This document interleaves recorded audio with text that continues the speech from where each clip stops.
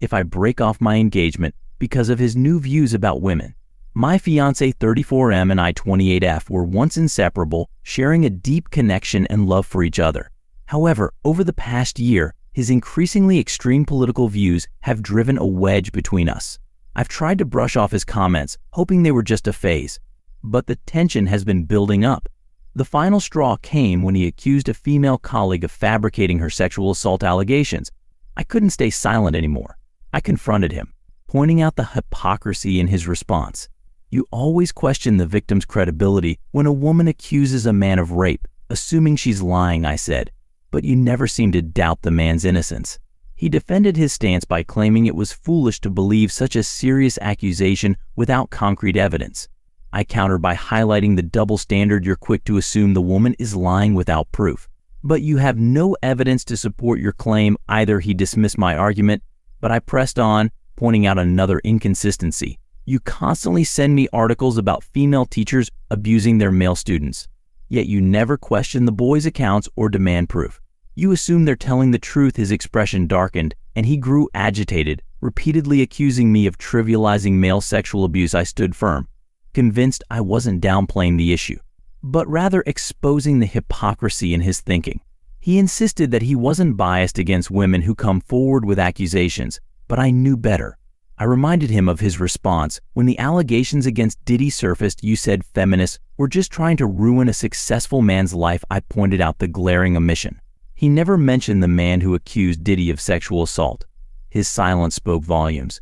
And even when the damning video of Diddy physically assaulting Cassie was leaked, he still hedged, saying we didn't know the whole story. It was a pattern of denial and excuses, always giving the benefit of the doubt to the accused man while dismissing the woman's account. I couldn't help but wonder how he would react if I were the one making the accusation. The final straw came when he launched into another tirade, claiming that women are inherently worse than men because of our supposed sneakiness and conniving nature. He repeated his favorite phrase, "At least men will fuck you over to your face," implying that women are somehow more deceitful. He continued to spew venom, insisting that women are far worse people than men. I'd had enough. My anger boiled over, and I slammed my hand on the table, making him jump. "That's not true," I exclaimed. "There is no place on earth, but in any recorded history, where women's violent crime rates have surpassed men's. None." I glared at him, daring him to dispute the fact. His smug expression faltered for a moment, but he quickly recovered, undeterred. I pressed on, my voice rising in indignation. "And another thing, men are more likely to harm each other than they are to harm us. They're a bigger threat to themselves than any sneaky woman." I pointed out the absurdity of blaming women for unfair laws, like conscription, when men hold the majority of seats in the US government and most governments worldwide. It's illogical to shift the blame to women when men are the ones in power, I emphasized. His face turned beet red with rage, but he didn't engage in a genuine argument. Instead, he dismissed my points and resorted to a personal attack, claiming I was brainwashed by the feminist agenda. He spat out the words, "Feminism has lied to you, convinced you that you're special." I was taken aback by the bizarre comment, unsure where it came from or what it was supposed to prove. My anger boiled over, and I shot back, "Maybe patriarchy lied to you about this relationship being special." The words hung in the air as I ripped off my engagement ring and slammed it onto the table. I turned and walked away, leaving him stunned and silent. I haven't spoken to him since, the weight of his words and actions still settling in. Today, he broke the silence with a lengthy text, accusing me of belittling him with my parting comment. He claimed that I would make a good wife if only I could stop needing to be right all the time. I've been staring at the message, unsure how to respond, or if I even should. Guilt gnaws at me for throwing the ring, for hurting his feelings with my words. But beneath the guilt, a nagging doubt persists. Do I truly want to spend my life with someone like him? He's always been argumentative, not just with me, but with everyone.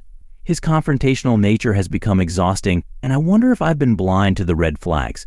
Usually, I try to brush off his provocative comments, but this time, his hypocrisy was too much to ignore. I regret taking the bait, and I want to make it clear that I don't harbor a general distrust of men. My outburst was fueled by anger and frustration. I don't consider myself a hardcore political activist or even a staunch feminist. but his constant barrage of complaints about women has become unbearable. It seems like every day he has a new grievance against women. I'm exhausted by it. I'm not sure when or why he became so consumed by these toxic attitudes, but it's heartbreaking. Despite everything, there are still qualities I love and cherish about him. However, his recent words and behavior may be too great a betrayal for me to forgive.